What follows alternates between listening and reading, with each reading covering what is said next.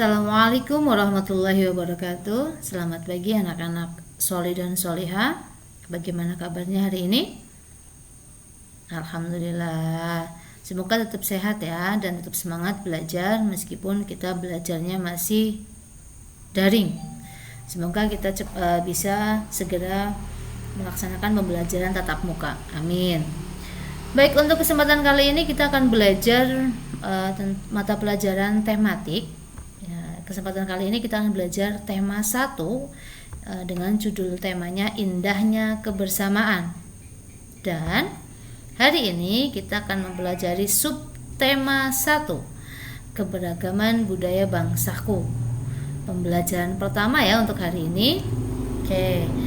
Anak-anak semuanya siapkan diri untuk menerima materi. Ya, semuanya basmalah bersama-sama ya. Bismillahirrahmanirrahim. Yuk kita mulai belajar pembelajaran 1 subtema 1 di tema 1 ya. Oke. Tahukah kamu bahwa Indonesia terdiri atas banyak pulau, suku bangsa, tarian, rumah adat serta agama? Ayo kita cari tahu lebih jauh tentang keberagaman itu. Indonesia terdiri atas berbagai macam suku bangsa dan budaya, namun tetap dalam satu wadah Negara Kesatuan Republik Indonesia atau NKRI. Keberagaman tersebut merupakan anugerah dari Tuhan Yang Maha Esa, dan kita wajib mensyukurinya. Setelah ini nanti Bu Guru akan bacakan sebuah bacaan tentang keberagaman budaya di Indonesia. Nah, nanti Anda semua boleh membaca teks yang akan Bu Guru bagikan di layar nanti, tetapi membacanya di dalam hati saja ya, atau menyimak apa yang Bu Guru baca. Yuk kita sama-sama menyimak bacaannya ya. Paragraf pertama di bacaan yang berjudul Pawai Budaya. Pawai budaya sangat menarik bagi warga Kampung Babakan. Pawai ini selalu menampilkan keberagaman budaya Indonesia. Udin dan teman-teman tidak pernah bosan menanti rombongan pawai lewat. Tahun ini mereka datang ke alun-alun untuk melihat pawai tersebut. Kakek Udin pun terlihat sabar menanti. Terdengar suara gendang yang menandakan rombongan pawai semakin dekat. Paragraf 2. Di barisan pawai terdepan terlihat rombongan dari Maluku. Rombongan laki-laki mengenakan kemeja putih, jas merah, dan topi tinggi dengan hiasan keemasan. Rombongan perempuan mengenakan baju cele. Baju ini terdiri dari atasan putih berlengan panjang serta rok lebar merah. Langkah mereka diiringi oleh suara tifa, alat musik dari Maluku. Bunyinya seperti gendang, namun bentuknya lebih ramping dan panjang. Budaya Maluku sangat unik dan menarik.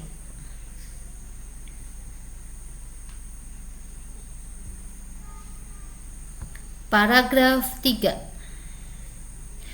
Budaya Bali terkenal karena bunyi musiknya yang berbeda. Rombongan dari Bali membunyikan alat musik daerahnya, cengceng namanya. Alat ini berbentuk seperti dua keping simbal yang terbuat dari logam.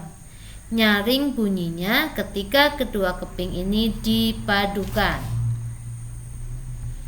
Paragraf 4. Rombongan dari Bali diikuti oleh rombongan dari Toraja.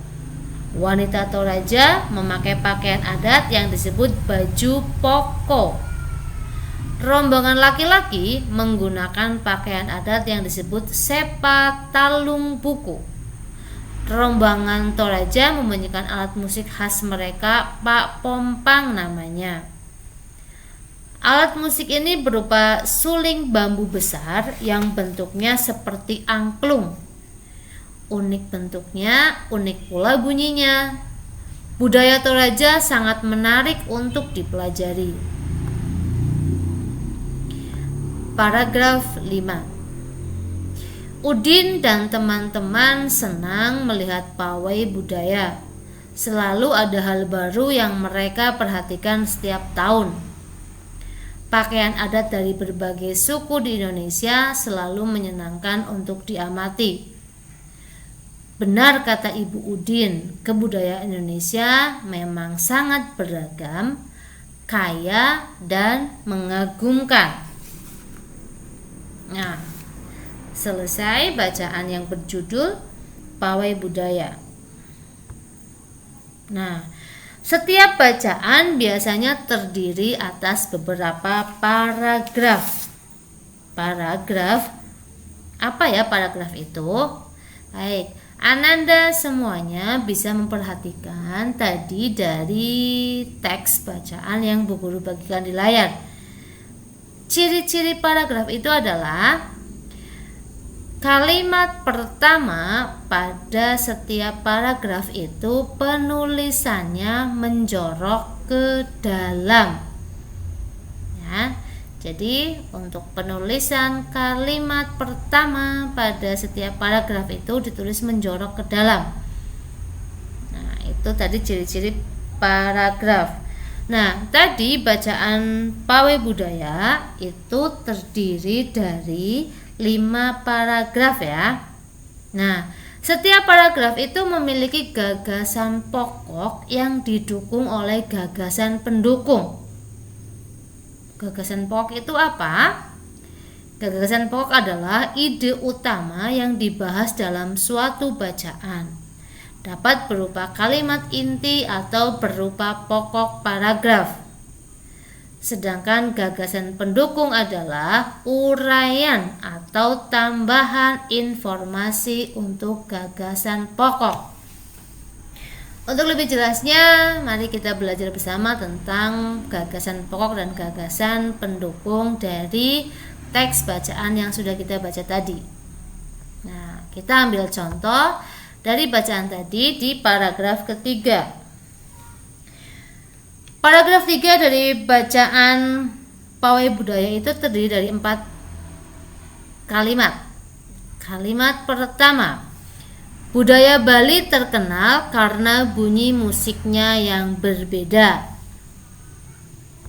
Kalimat kedua, rombongan dari Bali membunyikan alat musik daerahnya, ceng-ceng namanya.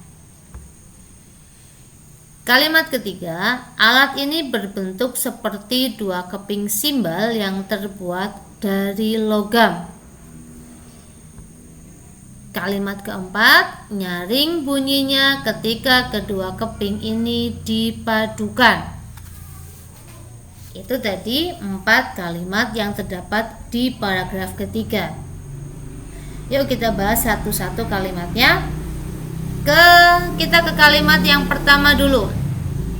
Budaya Bali terkenal karena bunyi musiknya yang berbeda. Nah, di kalimat 1 itu menjelaskan bahwa budaya Bali itu terkenal karena bunyi musiknya yang berbeda. Ya, musiknya yang berbeda yang menjadikan Bali terkenal. Kalimat kedua di situ, rombongan dari Bali membunyikan alat musik daerahnya, ceng-ceng namanya. Nah, kalimat kedua ini itu menerangkan tentang kebudayaan Bali tadi yang berbeda karena bunyinya yang berbeda, terkenal karena bunyinya yang berbeda. Nah, kalimat yang kedua itu menjelaskan bahwa Bali itu mempunyai alat musik yang bernama ceng-ceng. Kemudian kita ke kalimat yang ketiga. Alat ini berbentuk seperti 2 keping simbal yang terbuat dari logam. Di kalimat ketiga dijelaskan bahwa alat itu berbentuk seperti 2 keping simbal yang terbuat dari logam. Kalimat ketiga ini menjelaskan apa? Ya, menjelaskan ceng-ceng yang ada di kalimat kedua. Berarti kalimat ketiga itu menjelaskan atau lebih mempertegas dari kalimat yang kedua. Kemudian kalimat yang 4, nyaring bunyinya ketika kedua keping ini dipadukan. Apa sih yang nyaring bunyinya? Yang nyaring bunyinya itu tadi ceng-ceng. Ya, jadi kalimat 2, 3, dan 4 itu menjelaskan atau memberikan penjelasan dari kalimat pertama. Jadi kalimat pertama atau kalimat ke-1 pada paragraf ketiga itu disebut sebagai gagasan pokok. Sedangkan kalimat kedua, ketiga, dan keempat itu disebut dengan gagasan pendukung. Ya, ada gagasan pokok dan kalimat-kalimat yang lainnya itu disebut sebagai dengan gagasan pendukung. Oke, itu tadi ya tentang gagasan pokok dan gagasan pendukung. Nah, sebelum kita mempelajari selanjutnya lagi, kalian tahu tidak bahwa Indonesia itu adalah negara yang sangat beragam budaya, agama, dan bahasa daerah. Selain itu juga ada baju khas dari daerah, makanan khas daerah. Nah, sebagai warga negara yang baik, kita itu wajib menghargai keberagaman yang ada di Indonesia. Ya, ada beberapa sikap yang kita tunjukkan bahwa kita itu menghargai perbedaan atau menghargai keberagaman yang ada di Indonesia. Di antaranya yaitu kita masih tetap bermain bersama dengan teman yang berlainan agama. Itu salah satu contoh sikap menghargai keberagaman. Kemudian tidak mengganggu teman yang berbeda agama ketika dia sedang melakukan ibadah. Yang ketiga, tidak mengejek teman yang berbeda agama maupun berbeda kebudayaan. Kemudian contoh yang keempat lagi, kita itu berteman dengan semua orang meskipun dia berbeda agama dan berbeda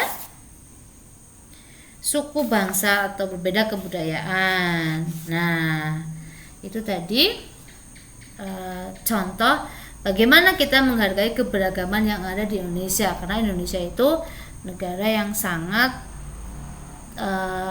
banyak suku bangsanya, sangat banyak budayanya, dan sangat banyak, pokoknya keberagaman budaya di Indonesia itu sangat banyak. Jadi kita harus menghargai keberagaman yang ada di Indonesia. Nah, mari tadi ya, selain kaya akan budaya, ada tarian, ada makanan khas daerah, Indonesia juga kaya akan jenis alat musik. Berikut ada beberapa contoh alat musik yang dimiliki oleh berbagai suku di Indonesia. Antara lain ada kecapi, angklung, saluang, kendang, dan tifa. Nah, dari kecapi, angklung, saluang, kendang, dan tifa itu cara memainkannya berbeda-beda. Nah, kecapi, ya, gambar kecapi. Ini bentuknya kecapi seperti ini. Kecapi itu berasal dari Jawa Barat. Cara memainkannya dengan cara dipetik. Kemudian angklung. Ini gambar alat musik angklung. Angklung juga berasal dari Jawa Barat. Cara memainkan angklung itu dengan cara digoyangkan. Kemudian alat musik yang ketiga ini, ya, ini apa ya? Oke, ada yang bilang ini kayak suling. Ya, ini memang seperti suling, tetapi namanya saluang. Ya, kalau di daerah Jawa namanya suling, tapi kalau di daerah Sumatera Barat ini namanya saluang. Cara memainkan saluang itu dengan cara ditiup. Nah, kemudian alat musik yang keempat ini ada kendang. Kendang ini berasal dari Jawa Barat, tapi di Jawa Tengah juga ada kendang ya. Nah, cara memainkan kendang ini sama dengan cara memainkan alat musik yang berasal dari Papua yang bernama tifa. Ya, alat musik yang berasal dari Papua bernama tifa. Cara memainkannya sama dengan kendang, yaitu dengan cara dipukul. Nah, itu tadi keberagaman tentang alat musik. Nah, ketika alat musik itu dibunyikan, itu kita bisa mendengar ya, bisa mendengar. Ketika kecapi dipetik senarnya, itu nanti pasti kita akan mendengar. Kita mendengarkan bunyi kecapi. Nah, kenapa kita bisa mendengar? Karena kita itu mempunyai indera pendengaran. Indera pendengaran kita berupa telinga. Jadi kita bisa mendengar bunyi karena kita mempunyai telinga. Nah, telinga itu menangkap bunyi. Bunyi itu apa? Oke, mari kita belajar tentang bunyi. Segala macam bentuk bunyi itu berasal dari benda yang bergetar. Jadi semua bunyi itu berasal dari benda yang bergetar. Contohnya kalau misalnya kita mendengar suara kentong. Suara kentong itu berasal dari mana? Dari kentong yang dipukul. Nah, kentong yang dipukul itu nanti di dalamnya ada yang bergetar. Udara yang di dalam rongga kentong itu akan bergetar. Nah, maka menimbulkan bunyi. Nah, getaran dari suatu benda yang tadi kita pukul, ya contohnya tadi kentong kita pukul. Nah, getaran dari benda itu akan mengakibatkan udara di sekitarnya bergetar. Nah, nanti getaran tersebut menimbulkan gelombang bunyi di udara. Nah, kemudian dari gelombang bunyi itu akan dibawa oleh udara ke telinga kita. Nah, itu kenapa kita bisa mendengar bunyi. Nah, tadi benda-benda yang bergetar contohnya kayak kentong yang kita pukul, kemudian ada kalau misalnya kita berbicara itu yang bergetar adalah pita suara kita ya. Jadi benda-benda yang bergetar tadi dan menghasilkan bunyi itu disebut dengan sumber bunyi. Ya, sumber bunyi. Nah, sebagai contoh ya, kalau misalnya kita ngomong di sini dengan teman kita yang berjarak 10 meter, dia bisa mendengar suara kita.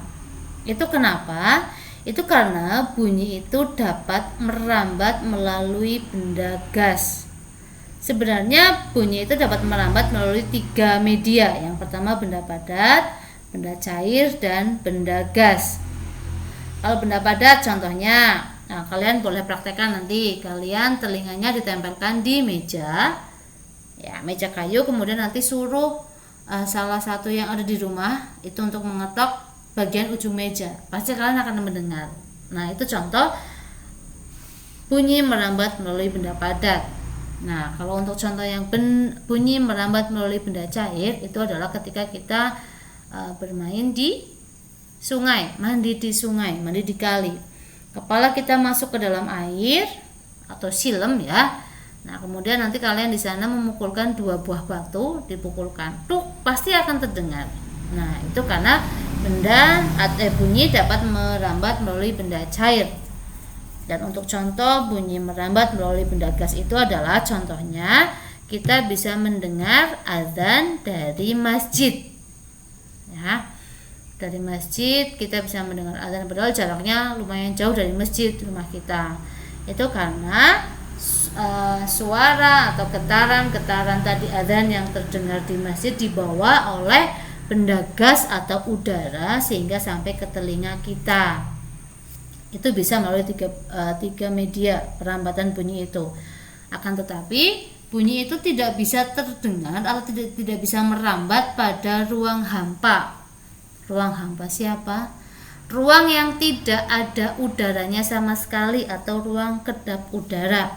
Maka ketika kita berada di ruang kedap udara, ruang yang tidak ada udaranya, kita tidak bisa mendengar apa-apa karena bunyi tidak bisa merambat di situ karena di situ tidak ada udara. Kenapa kita tidak bisa mendengar bunyi di ruang hampa? Oke. Itu tadi ya tentang pembelajaran di subtema 1 pembelajaran yang pertama. Alhamdulillah sudah sampai pada akhir pembelajaran. Tetapi ada tugas untuk kalian, tugas harian. Nanti tugas ini dikerjakan di buku tugas nggih. Jadi nanti kalian menyiapkan buku tugas. Buku tugasnya itu buku tulis. Jadi jangan dikerjakan di LKS nanti ya. Kerjakannya di buku tugas atau buku tulis. Tugas yang pertama dari bacaan teks yang berjudul Pawai Budaya itu ada di LKS tematik tema 1 halaman 2 ya. Nah, kalian kalau sudah ketemu teks bacaan yang berjudul Pawai Budaya, nanti kalian cari gagasan pokok dan gagasan pendukung di paragraf 2, 4, dan 5. Cukup 3 paragraf saja yang kalian cari gagasan pokok dan gagasan pendukungnya, yaitu paragraf 2, 4, dan 5. Nanti kalian tulis di buku tugas ya, seperti yang tadi Bu Guru bilang. Kemudian tugas yang kedua pada halaman 7 masih di LKS tema 1. Nah, di situ ada 5 gambar alat musik dari daerah yang berbeda.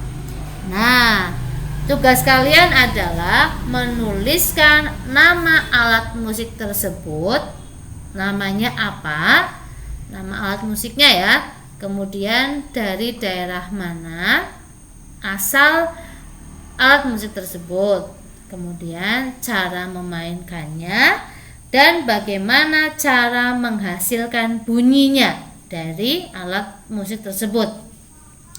Nanti kalian tulis juga di buku tulis, di buku tugas yang tadi yang sama dengan yang tugas nomor 1. Di buku tugas kalian tulis sesuai dengan contoh yang ada di LKS. Kalau di LKS di halaman 7 itu nanti dalam bentuk tabel. Nah, kalian juga nanti tulisnya dalam bentuk tabel ya di bukunya. Jangan bikin format sendiri, nyontoh yang sudah ada, yang ada di buku.